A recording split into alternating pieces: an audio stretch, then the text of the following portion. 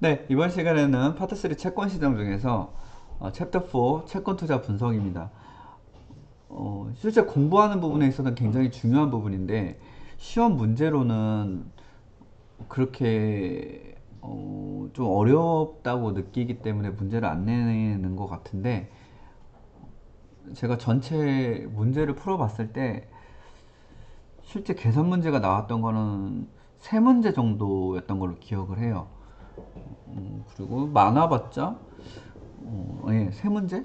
세 문제에서 네 문제 정도였던 것 같으니까 조금 공부는 해 보시되 너무 이제 스트레스 받으면서까지 계속 할 필요는 없을 것 같다. 그래서 가능한 부분만 이제 좀 공부해 보시면 될 것 같습니다. 네, 그러면 내용 들어갈게요. 채권의 수익과 위험이다. 이건 뭐 기본적인 건데 이런 부분은 문제 안 내죠. 투자 수익은 채권의 매입 금액과 채권의 매도 금액의 차이. 이건 뭐 너무 당연한 말인데. 네, 네, 그래요. 그냥 봅시다. 어, 원인은 자, 투자 기간과 만기 수익률의 변화다. 그 중간에 이제 이자가 중간 일정 기간마다 지급되는 경우는 재투자에 추가로 발생되는 이자 부분도 투자 수익의 결정 요소로 간주된다. 이 정도만 이제 알아두시면 될 것 같고요. 네, 위험은 채무 불이행의 위험과 신용도의 변동의 위험이 있을 수 있고, 이제 이자와 원금을 상환하지 않는 경우죠. 그다음에 가격 변동의 위험. 여기에 나오지만 만기 수익률이 상승하면 채권 가격은 하락하고 만기 수익률이 하락하면 채권 가격은 역의 관계에 있기 때문에 네, 이런 부분 때문에 달라질 수 있고 그러니까 채권은 이제 금리 이제 만기 수익률의 영향이 굉장히 크다고 보시면 되고 재투자 위험에 따라서 좀 차이가 있을 수 있고 그 다음에 유동성의 위험 그 다음에 인플레이션의 위험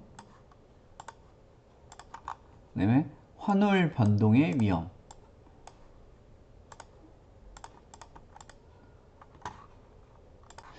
이거 환율 변동은 자 투자한 채권의 가치가 외화로 표시된 경우의 하나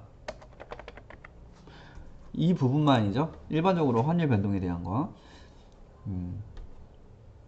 그리고 수의 상환 위험.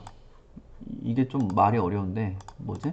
만기 전이라도 채권의 발행자가 원금을 상환할 수 있는 권리를 수의 상환권이라고 한다. 이게 설정이 돼 있으면 문제가 될 수 있다 이 얘기죠. 수의 상환권이 언제 발행이 되냐? 그 상환 그 행사가 되냐? 채권 발행 시 지급하기로 한 이자율보다 시장 금리가 낮아진다. 이럴 때 회수를 하게 되는 거라고 보여지네요. 이 경우 투자자는 상환된 원금을 과거보다 낮은 금리로 운용해야 되며 투자 수익에 대한 불확실성이 증대가 된다. 이런 게 있으니까 이 수의 상환 위험이라는 게 있다는 부분 저도 잘 몰랐는데 이런 게 있었네요. 아무래도 채권 투자를 안 하다 보니까 이런 부분은 잘 몰랐는데 그래서 이런 채권 투자의 위험에 1, 2, 3, 4, 5, 6, 7가지의 위험이 있으니까 요 정도의 위험이 있다는 거를 좀 정리를 해 두시면 될 것 같아요. 큼직큼직하게만. 수익률 변동 요인입니다. 채권 시장의 내적 요인, 그 다음에 외적 요인이 있다.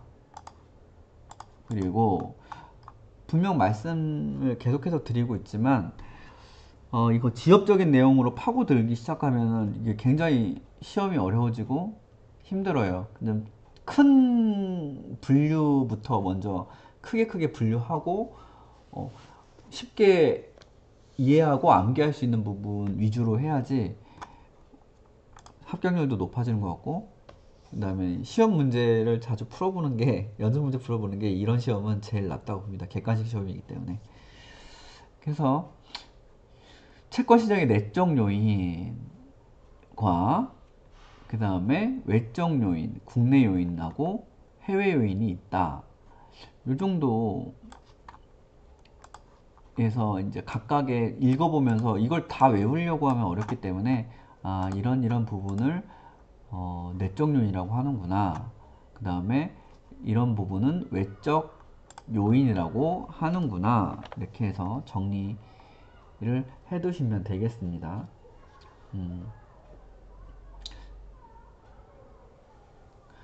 아무래도 그 좀 큰 외부 정책 같은 것들이 외적 요인에 들어간다고 보면 되겠네요.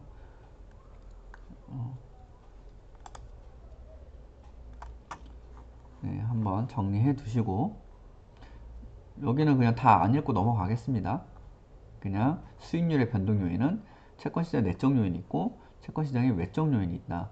채권시장 안에서 움직이는 공급량이나 소화 환경, 발행 조건, 유통률 괴리 이런 부분은 내적 요인으로 보고 이 외에 이제 전체 수요 동향과 금융 정책, 재정 정책, 그다음에 금리 동향 이런 부분은 외적 요인, 국내 요인, 해외 경제 동향, 원자재 값 이런 거는 해외 요인으로 본다. 이 정도만 알고 넘어가시면 좋지 않을까. 자, 채권의 가격 결정 과정이다.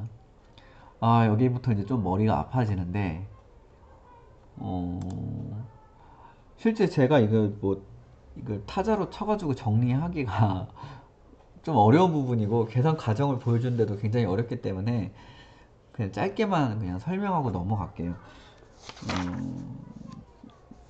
여러분들이 이제 교재 가지신 분들은 거기에 내용을 자세하게 계산 과정은 정리하시기 바랍니다. 채권 가격은 원금인 원금을 구할 때는 만기 상환금을 그 1 플러스 이자율에 N은 여기 그 투자 기간이죠. 1년 단위로 이자율이 지급이 된다면 N은 1, 2, 3, 4 이렇게 변화가 될 거예요. 1년이면 1, 2년이면 2. 그렇게 해서 나눠주면 되겠죠. 반대로 원금에다가 1 플러스 R에 N승을 하면 만기 상환금이 나오게 되는 거죠. 이자율을 합산해가지고. 이거 예전에 뭐 수학에서 등비수열? 이거 계산 방법으로 나왔던 부분인데, 수학의 정석 등비수열 찾아보시면 좀 잘 이해할 수 있지 않을까 하게 됩니다. 이게 아주 기본식이기 때문에 이거는 좀 알아두시고. 자, 채권의 가격의 계산이다. 자, 복리채와 단리채 이 계산 방법이 있는데 잔존 만기일이 연 단위로 딱 끊어지면 이걸로 계산하면 되는데 뭐 그런 게 아니라 연 단위면 1년 단위, 6개월 단위면 6개월 단위로 이렇게 딱 끊어지면 이거의 자연수의 승수로 넘어가면 되는데 그게 아니라 애매하게 뭐 1년 만기인데 200일 남았을 때 잔존 만기일이 남았을 때 계산하는 방법은 좀 다르다는 얘기죠. 아, 이게 좀 제가 설명이 좀 어려운데 어, 좀 스스로 복습하시길 바랍니다. 그래서 계산 방법은 이렇게 되니까 정리 한번 해보세요. 좀 차이점이 요 뒷부분이 들어가는 게 차이점이죠. 단리채, 할인채는 이렇게 계산이 된다. 한번 정리해 보시고 이표채, 거치채는 또 계산 방법이 좀 다르니까 305쪽하고 309쪽에서 한번 계산해 보시고 이 부분은 계산도 어렵고 시험 문제도 거의 안 나오는 것 같아요. 제가 시험 봤을 때도 안 나왔고 나와봤자 한 문제 정도니까 과감하게 패스하시는 것도 한번 해보시고 이해가 너무 안 된다 스트레스 받는다 그러면 과감하게 패스하시길 바라겠습니다. 아니, 바라겠대. 예, 그러시는 게 낫지 않을까. 자, 채권 가격과 채권 수익률은 역외관계다. 이게 나왔죠. 뭐 만기 수익률이 올라가면 채권 가격은 하락한다 이런 얘기인데 이런 역외관계라는 거 말킬의 채권 가격 정리라고 합니다. 두 번째 거 채권의 만기가 길어질수록 수익률 변동에 대한 채권 가격 변동폭이 커진다 라고 하네요.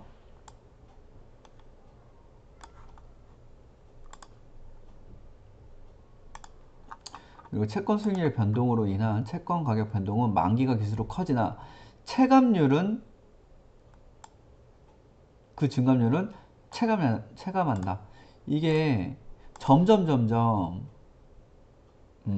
요 가격에 대한 요걸 볼게요. 표로서 보는 게 나을 것 같아요.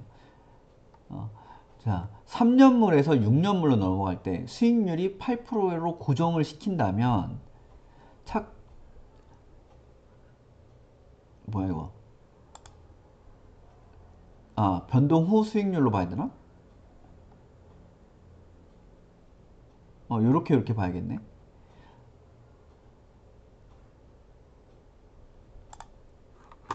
잠시만요. 채권 만기가 길수록 자, 여기 3년물하고 9년물을 비교를 할게요. 만기가 길수록 채권 수익률의 변동에 대한 가격 변동폭은 커진다. 3년물은 이렇게 변동했을 때 5.35%의 가격 변동률이 있으나 9년물은 13.6%의 가격 변동률이 있으니까 요거에 나에 대한 부분은 요 3년물하고 9년물을 비교해 봤을 때 이런 가격 변동률의 차이가 보인다. 이런 식으로 이해하면 되겠고요. 그 다음에 가격 그 만기가 길을수록 그 증감률은 체감한다. 이렇게 나왔는데 이 부분은 이 3년물하고 6년물을 비교해 봤을 때 이 가격 변동률이 4.48%거든요. 근데 6년물에서 9년물을 비교하게 되면 3.37% 정도 돼요. 그러니까 이게 길어질수록 요 같은 기간이라도 3년 차이지만 이 체감률은 갈수록 그 증감률은 낮아진다는 거죠. 그 폭이 줄어든다는 거죠. 이거 한번 실제 다시 한번 잘 보세요. 이렇게 비교하셔야 됩니다. 이거 3년물하고 6년물을 비교하시고 6년물하고 9년물 똑같은 3년 차이지만 이 만기에 따라서 이 증감률이 다르다 이 얘기고요. 그 다음 만기가 일정할수록 채권 수익률 하락으로 인한 가격 상승폭은 같은 폭의 채권 상승으로 인한 가격 하락폭보다 크다. 이거를 채권 불록성이라고 하는데 이거를 이 그래프상으로 봐야 되나?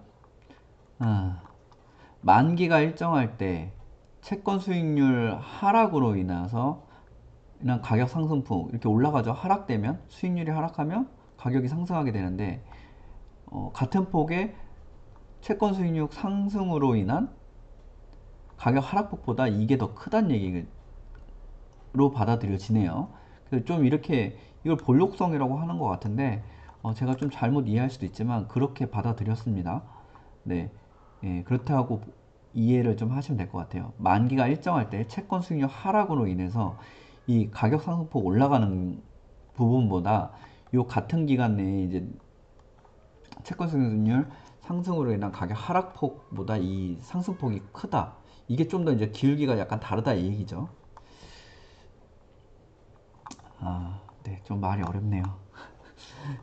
꼭 복습하시기 바랍니다. 제가 좀 설명이 많이 부족한데, 표면 이자율이 낮은 채권이 높은 채권보다 일정 수익률 변동에 따라 가격 변동이 크다.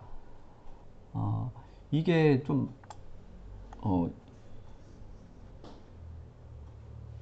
이런 얘기가 있는데 좀 이해가 안 돼요. 그러니까 승수효과라는 게 외생변수의 변화에 따른 내생변수의 변화의 비율 표시라고 하는데 이 부분이 좀 이해가 안 됩니다. 한번 정리를 한번 해보세요. 그래서 이 표를 넣었으니까 이걸로 한번 비교해 보시면 되겠습니다. 표면 유지율이 낮은 채권이 요거죠? 표면 유지율이 낮은 채권하고 높은 채권을 비교를 해봤을 때 수익률 변동에 따른 가격 변동폭이 더 크다는 얘기죠. 표면 유율을 8%와 12%를 비교를 해봤을 때 요거 수익률이 변화했을 때 이 가격 변동폭이 1488원인데 여기 표면 이율이 높은 경우에는 가격 변동률이 16.35%이 변동률 퍼센트로 봐야 될 것 같습니다. 이렇게 그래도 요 표면율이 낮을 때가 더 수익률 변동에 따른 가격 변동폭이 크다 이 얘기인 것 같아요. 이렇게 받아들이면 되겠습니다.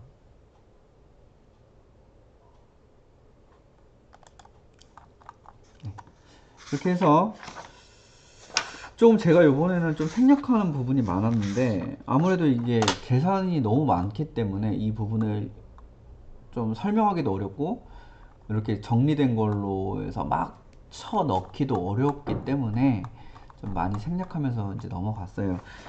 그리고 일단 시험 합격이 목표시라면 60점 이상만 받으면 되기 때문에 조금 너무 어려운 부분에 매달려서 너무 스트레스 받는 게 그렇게 중요하지는 않는 것 같아서 한번 보시고 이해가 안 되면 과감하게 포기하는 부분도 하나의 전략이다. 이렇게 해서 오늘 정리를 하겠습니다. 네, 이것을 마치겠습니다.